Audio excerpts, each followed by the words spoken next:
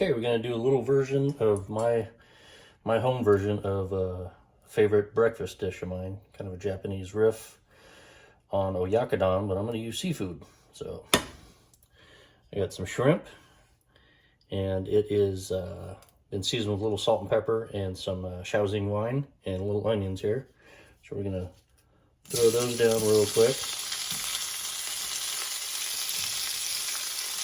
Got some melted butter there.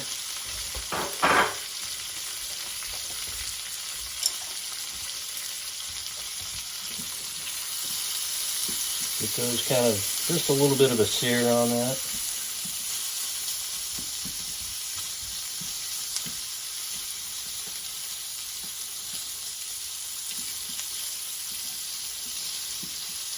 This pan I'm using is specifically for this dish, actually.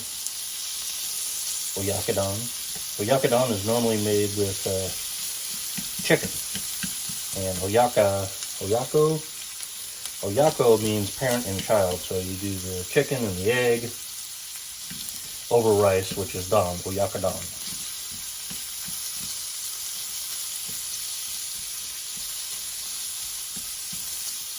Sometimes, if there's no broth, I think it might be called oyakodon birdie. Alright. Got just a little bit of color on those shrimp. I'm going to turn the heat down just a little bit. I got some heated dashi stock off camera here.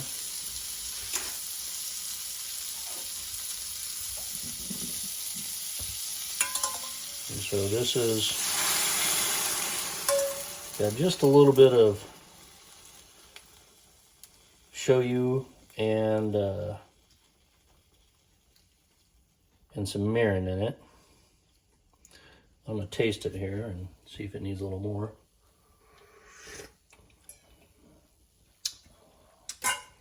Might just need just a little more shoyu. Give a different color on there. And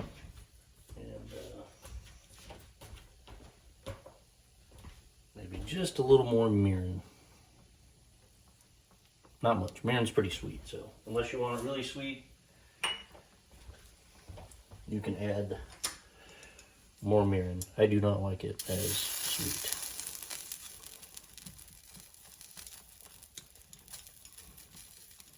Alright, so we're going to get that till the onions kind of soften up a little bit. Almost a rolling boil there. We don't want it to boil over. Got to have room for the eggs too. And add just a little bit more dashi stock. So the dashi stock is basically a stock made with water, bonito flakes, and kombu, which is seaweed. And in that one I actually put some dried shiitakes as I cooked it down too. So I think the technical name for that might be, oh, I put anchovies in there too. It might be ankake shiitake awase. I don't know. Alright, so don't want the shrimp too overly cooked. It's going to be a little bit overcooked anyways, but just because of the nature of the dish, I think. Alright, and then in go a couple of these big Goose Bay oysters and a little bit of their broth too. Alright. Just gonna barely let those come up to temperature because we don't want those really, really tough. So as soon as that comes up to burbling a little bit, I'm gonna throw down the egg in there.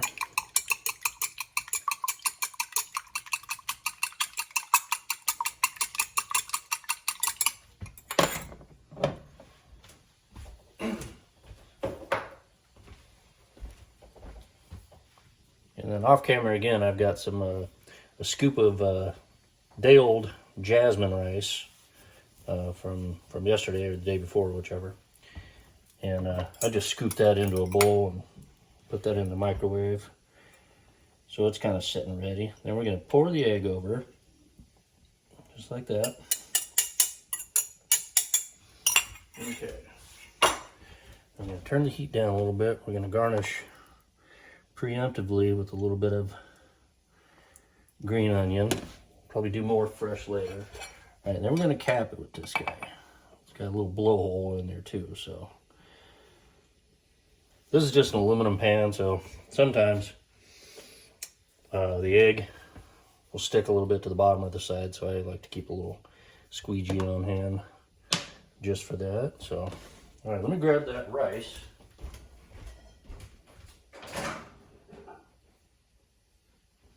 All right, a little bit of rice there steams, still warm.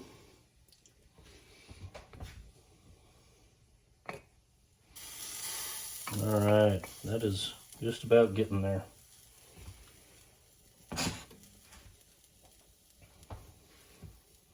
I'm gonna pop the heat off.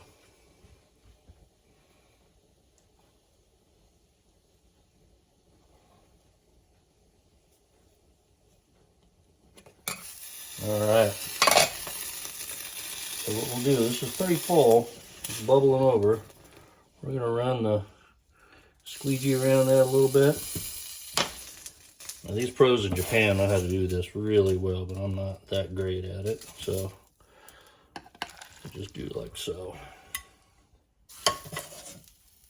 And I'm gonna garnish with a few more scallions on there.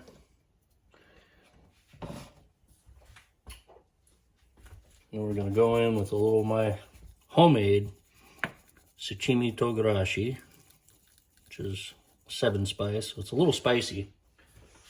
This stuff isn't normally spicy, the dish, but I like to add a little spice to it, which is traditional. And then a little furikake. There's a lot of different flavors of furikake. This one is katsuo fume furikake. So I think that is fumo. I think that might mean smoked. So anyways, there you go. Seafood oyakodon.